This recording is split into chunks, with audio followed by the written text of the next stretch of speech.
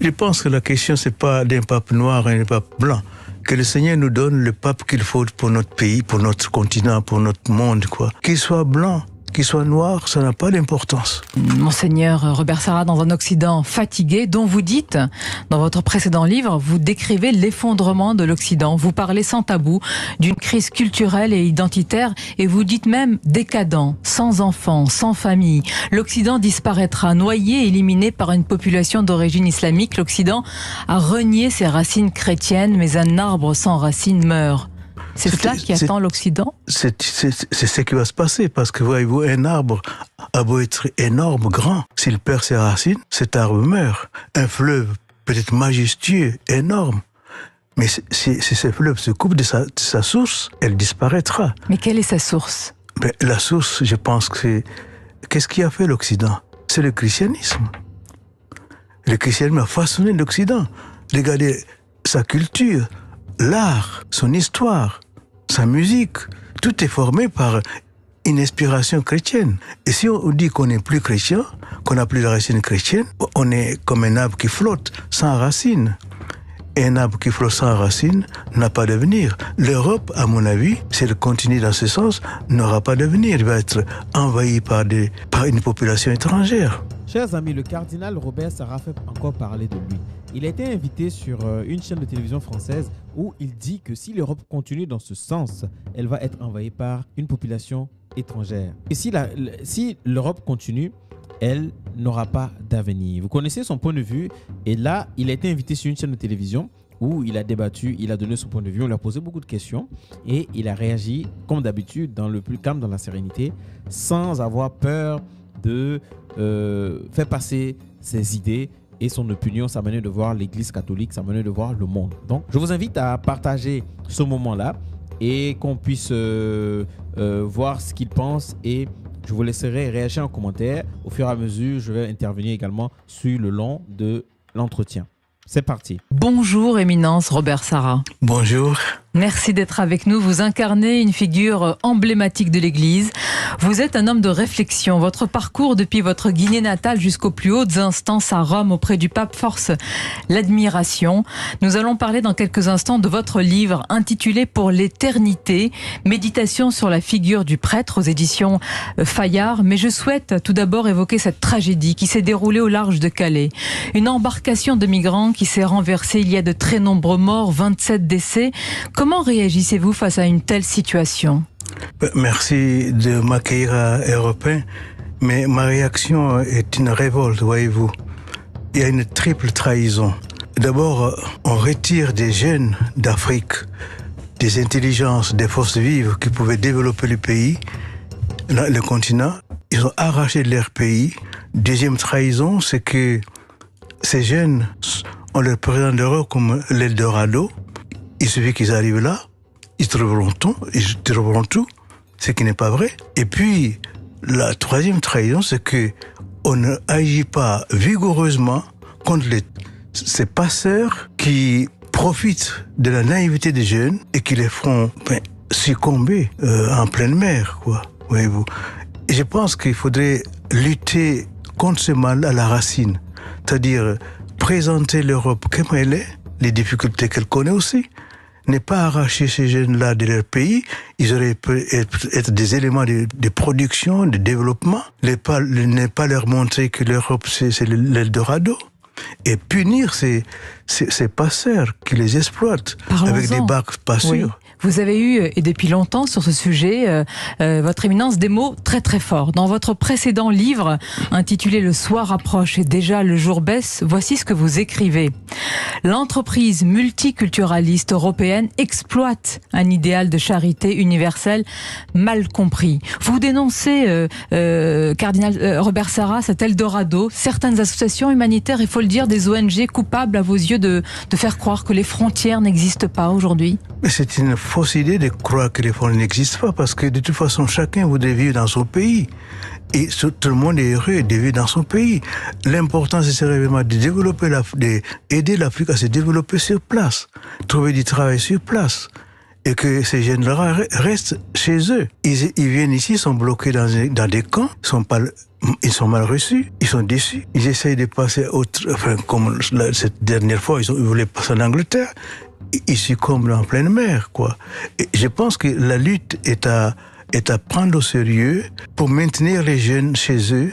Mais comment faire passer ce message? Vous, le natif de la région de Bokeh, au nord de la Guinée, vous qui êtes parti, vous avez choisi vous-même de rejoindre il y a quelques années la France pour étudier la théologie, la philosophie. Comment dire aujourd'hui à ceux qui veulent partir à tout prix, malgré les risques pour eux et pour leurs enfants, comment leur dire de... Mais moi, je suis venu en France parce que envoyé par mon évêque pour étudier la théologie et retourner en Guinée. C'était pas pour rester en France. Et j'ai fini mes études et je suis reparti en Guinée pour servir mon pays. Et ces jeunes-là, on doit leur dire, mais servez votre pays, servez votre continent. Comme l'Occident sert son continent avec sa jeunesse, avec sa population. Et bon, je n'ai pas d'autre parole que d'insister à ce que vraiment on aide l'Afrique à se développer sur place. D'autant qu'ils arrivent, Monseigneur Robert Sarah, dans un Occident fatigué, dont vous dites, dans votre précédent livre, vous décrivez l'effondrement de l'Occident. Vous parlez sans tabou d'une crise culturelle et identitaire, et vous dites même décadent, sans enfants, sans famille. L'Occident disparaîtra, noyé, éliminé par une population d'origine islamique. L'Occident a renié ses racines chrétiennes, mais un arbre sans racines meurt. C'est cela qui attend l'Occident? C'est ce qui va se passer, parce que voyez-vous, un arbre a beau être énorme, grand, s'il perd ses racines, cet arbre meurt. Un fleuve peut être majestueux, énorme, mais si ce fleuve se coupe de sa source, elle disparaîtra. Mais quelle est sa source? La source, je pense que c'est... Qu'est-ce qui a fait l'Occident? C'est le christianisme. Le christianisme a façonné l'Occident. Regardez sa culture, l'art, son histoire, sa musique. Tout est formé par une inspiration chrétienne. Et si on dit qu'on n'est plus chrétien, qu'on n'a plus de racines chrétiennes, on est comme un arbre qui flotte, sans racines. Et un arbre qui flotte sans racines n'a pas d'avenir. L'Europe, à mon avis, si elle continue dans ce sens, n'aura pas d'avenir. Elle va être envahie par une population étrangère. Monseigneur. Alors, chers amis, ici, j'aimerais réagir. J'ai plusieurs réactions à ce sujet et ça va se faire. C'est-à-dire que, déjà, pour les jeunes Africains qui traversent la Méditerranée pour venir en Europe, en fait, c'est ce qu'on est en train de leur vendre. Mais pourquoi, lorsque on leur parle de cette Europe-là, ils en rêvent? C'est parce que dans un premier temps, dans leur pays, ils n'ont pas de ressources, ils n'ont pas de travail, ils n'ont pas de quoi travailler pour subvenir à leurs besoins. C'est ça le problème de la jeunesse africaine. Aujourd'hui, en Afrique, il y a beaucoup qui sont diplômés. Quand on dit que c'est des fuites de cerveau, c'est vrai. Il y a des gens que vous allez voir, tous ceux qui ont pris la mer et tout ça, parfois c'est des gens qui ont des bacs +5, qui prennent parce que même après le diplôme, quand on te vend les études, quand tu finis les études, quand tu sors, tu peux avoir un travail. Et que quand tu finis, même pour trouver un stage, c'est compliqué. Et quand tu trouves un stage, quand tu finis, tu n'es pas embauché tout de suite. Tu peux faire 2, 3, 4, 5 ans sans trouver du travail. Et c'est normal, c'est pénible parce que l'être humain a besoin de quoi? L'être humain se sent valorisé quand il est dépendant de lui-même ses propres finances, quand il est indépendant. Et qu'aujourd'hui, l'homme n'a pas le travail nourrit l'homme. Et c'est une fierté en Afrique que quelqu'un se dise qu'il travaille, qu'il sorte le matin. Des fois, les enfants sont heureux de voir leurs parents ou leurs frères ou des femmes ou des pères voir leur fils sortir, aller au travail, revenir. Ce qui veut dire que cet enfant gagne l'argent à la sueur de son front. Mais quand vous êtes un jeune, quand on vous a vendu du rêve avec l'école, vous avez fini et que vous n'avez pas d'espoir, arrivé à un moment donné, vous n'avez plus peur de la mort. Parce que vous vous dites que, quitte à risquer ma vie, peut-être que là-bas, ça va donner. Et le truc, c'est qu'on vend l'Europe comme l'Eldorado. Beaucoup. Et je trouve que ce n'est pas seulement l'Occident qui vend comme l'Eldorado, mais aussi, on a une partie de responsabilité en tant qu'Africains certains qui ne sont pas conscients de ça et qui montrent ça comme un Eldorado. Et ce qui fait que les gens viennent pas des voies pas correctes, des voies qui sont des chemins vers la mort. Et c'est ça. Ce qu'il dit, c'est que qui n'est pas fier de vivre chez lui, de rester chez lui, travailler chez lui et vivre, tout le monde sera fier. Comme les Occidentaux qui sont fiers, qui sont patriotes, qui restent chez eux, peu importe. Aujourd'hui, ça aussi, moi, j'ai envie de dire que ça révèle aussi la facilité de voyage. Je pense que si aujourd'hui ces pays africains avaient cette possibilité de voyager comme un Français qui, avec son passeport, peut aller là où il veut, quand il veut, comme il veut. Je pense que ces mots-là, on aurait évité. Et je pense que quand les gens ont la possibilité de voyager comme ils veulent, je pense qu'ils peuvent aller et rentrer comme ils veulent. Et comme c'est interdit, c'est fait comme ça, les gens rêvent venir. Mais quand ils viennent, ils se rendent compte que non, ce n'est pas l'Eldorado, c'est un cauchemar. Ils sont paqués dans des camps. Ils savent pas. Là, ils sont encore perdus. Et c'est ce qu'il dit. Et pour revenir sur le fait de l'Occident, quand on regarde l'Occident, comme moi je prends l'exemple de la France c'est un État chrétien. Mais quand on regarde les agissements, ils sont chrétiens dans le nom, mais rien. Parce que quand on regarde l'art, la culture, c'est une culture chrétienne. Mais ça a été dérouté complètement par cette histoire d'ouverture d'esprit, etc. Parfois, quand tu arrives, tu ne peux même pas te rendre compte que ce sont des nations chrétiennes. Tu ne peux même pas te rendre compte par l'agissement, le comportement des gens et des autres, comment les gens vivent dans ce pays. C'est ça. Je trouve c'est intéressant ce qu'il dit.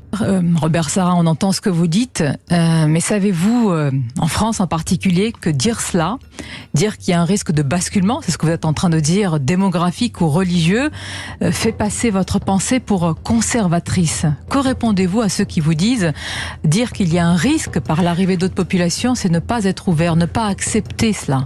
Mais dites-moi, quelle est la personne ou la nation qui ne conserve pas son héritage, qui ne garde pas précieusement son héritage? Si on me considère comme traditionnaliste, je vais bien, mais mon idée, c'est que chacun garde ses racines, garde son origine, garde sa richesse culturelle, sa richesse historique, son héritage, et le communique à ses enfants, à ses petits-enfants. C'est ce que nous avons reçu, nous tous. Moi, j'ai reçu de mes parents ce que les parents ont reçu de leurs parents. J'ai reçu la culture occidentale et je vais essayer de le transmettre parce que c'est une richesse que j'ai reçue de vous. C'est ce que j'essaie de faire, moi. La nouvelle chaudière Vitodens 200 est la plus avancée de sa catégorie. Sa régulation Lambda Pro Control Plus. Je ne regrette pas du tout d'être venu en France et d'avoir une culture française. Vous dites à l'Europe, à l'Occident, cessez de vous autodétruire, en somme, si je vous entends bien. C'est une autodestruction, c'est vrai. Et bon, j'espère que l'Europe prendra conscience qu'il faut quand même discerner, qu'il faut évoluer, mais avec intelligence, tout en gardant ses racines, tout en gardant sa tradition. Récemment, le pape François a écrit un livre dans lequel j'ai retrouvé cette phrase hier. Rejeter un migrant en difficulté, quelle que soit sa croyance religieuse, par peur de diluer une culture chrétienne, c'est déformer de manière grotesque, dit le pape François, à la fois le christianisme et la culture. Monseigneur, quand je vous entends ce matin et quand j'ai lu cette phrase hier, je ne sais pas à quel saint se vouer. Ce n'est pas la même vision que vous avez sans vouloir vous opposer de manière... Non, chacun a son analyse. Je ne désapprouve pas ce que dit le pape, c'est-à-dire l'accueil des migrants est un acte important, est un acte humain, et l'accueillir avec dignité, c'est pas seulement lui donner un camp, lui faire dormir, lui donner à manger, c'est pas un accueil ça. Mais lui donner une dignité, ça veut dire lui donner du travail, lui donner une instruction, lui donner une famille. Nous n'avons plus les moyens de cet accueil digne aujourd'hui en Europe, en Occident. Si vous recevez des milliers et des milliers, je ne sais pas si vous êtes préparé à accueillir tout ce monde. Je pense qu'il faut être réaliste, quoi. Et je répète, le meilleur accueil que vous pouvez offrir à ces migrants, c'est de développer leur pays, qu'ils restent chez eux. Non pas que vous ne voulez pas accueillir du monde, mais chacun est heureux chez lui. Venons-en à votre nouveau livre. Pour l'éternité, méditation sur la figure du prêtre. Pourquoi, dans une telle période qui secoue fortement l'Église, avez-vous choisi de consacrer un livre à la figure du prêtre? C'était surtout pour encourager les prêtres à ne pas perdre confiance en eux-mêmes, à retrouver leur identité propre, qui est un don précieux que Dieu leur a donné, d'être le représentant du Christ. Et donc, malgré les accusations, malgré les problèmes énormes que traverse l'Église aujourd'hui, qu'il reste vraiment prêtre, c'est-à-dire le symbole, le signe de la présence de Dieu dans une société devenue athée. On oublie de parler à cette majorité des évêques qui sont, eux, fidèles à leur sacerdoce. C'est vrai, parce que la majorité, au moins 97% sont restés fidèles à leur sacerdoce. Ils sont éclaboussés par 3% qui ont commis des crimes. Il faut quand même faire un jugement équilibré, croyez-vous. Je dis pas que c'est pas énorme, même s'il y avait 1%, c'est énorme qu'un prêtre fasse des choses aussi horribles. Mais il faut aussi amener ces gens à changer de vie, à se resituer par rapport à leurs responsabilités, à être dignement représenter Dieu dans la société et donner confiance aux familles qui leur confient les enfants. Ça veut dire, si je vous entends bien, Monseigneur Robert Sarah, que ce sont des crimes terribles, évidemment, mais individuels, personnels. Est-ce qu'il y a, selon vous, une responsabilité institutionnelle et systémique de l'Église? Et je vais aller plus loin. Est-ce que c'est la doctrine catholique qui est mise en cause, selon vous? Voyez-vous, je pense qu'il faut être conscient qu'une faute est un acte personnel. C'est pas une institution qui fait une faute. C'est une personne qui délibérément pose un acte condamnable. Alors, je ne pense pas que c'est la doctrine de l'Église. La preuve, il y a 77% qui restent fidèles à leur doctrine, qui restent fidèles à leur vocation. Donc, rien dans la doctrine catholique ne peut laisser penser ou donner à penser qu'un évêque est quelque part surpuissant et qu'il peut s'autoriser à de tels crimes? Quelqu'un qui a mal compris sa vocation, oui, il peut s'autoriser, mais dans l'Église, l'autorité, c'est un service. Comme le Christ a dit, je ne suis pas venu pour être servi, mais pour servir. Or, si je remplace le Christ, je suis là pour servir, être pasteur, conduire les gens vers ce qui est bien. Et donc, un évêque ou un prêtre peut outrepasser, peut avoir une conception à lui et prendre les services comme un pouvoir et écraser les autres. Mais ce n'est pas l'institution, ce n'est pas la doctrine chrétienne qui fait ça. C'est un acte personnel. Comment garder la foi? Comment vous gardez la foi malgré tout cela? Parce qu'évidemment, c'est terrible, on l'a dit, c'est générateur d'énormément de souffrance, les victimes, et comment les fidèles catholiques qui peut-être ce matin aussi vous écoutent, il y en a beaucoup évidemment parmi les auditeurs d'Europe 1, comment peuvent-ils garder la foi? Mais la foi, c'est un don qui vient de Dieu, et Dieu nous donne et nous recevons humblement. Je ne crois pas parce qu'un prêtre se conduit bien. Je crois parce que Dieu m'aime, parce que Dieu me veut du bien, veut me sauver. Je fais confiance en Dieu. Et bien, son représentant peut le représenter indignement, mais c'est pas pour ça que je crois. Voyez-vous. Mais je crois parce que c'est un don qui vient de Dieu et je fais confiance en Dieu. Je peux avoir un prêtre qui ne se conduit pas bien ou qui me déçoit ou qui me scandalise. Bon, je prie pour lui, mais je peux pas perdre ma foi parce que mon curé ou mon évêque se conduit mal. Un don que vous avez eu venant, vous, Monseigneur Robert Sarah, d'une famille modeste d'agriculteurs, une famille non croyante en Guinée. Vous avez été l'un des plus jeunes évêques du monde. Lorsque Jean-Paul II vous nomme archevêque de Conakry en 79, vous n'avez que 34 ans. Est-ce que vous vous considérez comme un symbole, une sorte de porte-drapeau du fait de vos origines ou de votre parcours? Non, je ne me considère pas comme un porte. Je suis un simple serviteur du Seigneur et je le remercie parce que il a fait de moi quelque chose que je ne pouvais pas imaginer quand j'étais tout petit garçon dans mon petit village. Je suis le fils unique d'une famille. Il est venu prendre ce fils unique pour le conduire jusqu'à Rome. Je suis étonné, c'est pas mon mérite, je suis étonné de ce que Dieu a fait de moi. Et parce qu'il a fait des choses merveilleuses, je dois lui rendre ça. Je dois proclamer la vérité, je dois proclamer sa doctrine. Rien ne doit m'effrayer. C'est un service humble de reconnaissance que je rends à l'Église. Et si je vous ai posé cette question, Éminence, c'est parce que certains imaginent, mais est-ce une utopie un jour, un pape noir? Est-ce que la question se pose ainsi ou est-ce qu'elle ne se pose pas comme cela pour vous? Je pense que la question, c'est pas d'un pape noir et d'un pape blanc. Que le Seigneur nous donne le pape qu'il faut pour notre pays, pour notre continent, pour notre monde, quoi. Quelqu'un... Voilà, il répond à la question correctement. Désolé, ma caméra s'est coupée encore une fois. Mais c'est ça. Les gens se préoccupent de l'apparence. Non, ce n'est pas ça. Il faut une personne qui va venir partager vraiment la doctrine chrétienne, qui va être ce porte-flambeau là de cette doctrine chrétienne, de la manière dont ça doit fonctionner, de la manière dont que Dieu veut que l'humanité soit. Un pape qui peut porter et défendre vraiment ces valeurs là. C'est ça. Qu'il soit blanc, jaune, vert, rouge, orange, tricolore, multicolore, que ce soit un pape pour l'humanité. Qui dirige le monde vers Dieu. Quelqu'un qui renforce la foi des gens, quelqu'un qui donne une assurance, quelqu'un sur qui Jésus peut répéter, tu es pierre, Et sur cette pierre, j'ai bâti mon église. Toi, renforce la foi de tes frères. Qu'ils soient blancs, qu'ils soient noirs, ça n'a pas d'importance. Une parole claire, en tous les cas, ce matin. Je vous remercie. Merci. Éminence. Et ce livre pour l'éternité, méditation sur la figure du prêtre, tant de choses à dire, mais beaucoup de lecteurs trouveront des réponses ou en tous les cas des pistes dans cet ouvrage. J'étais ravie de vous accueillir.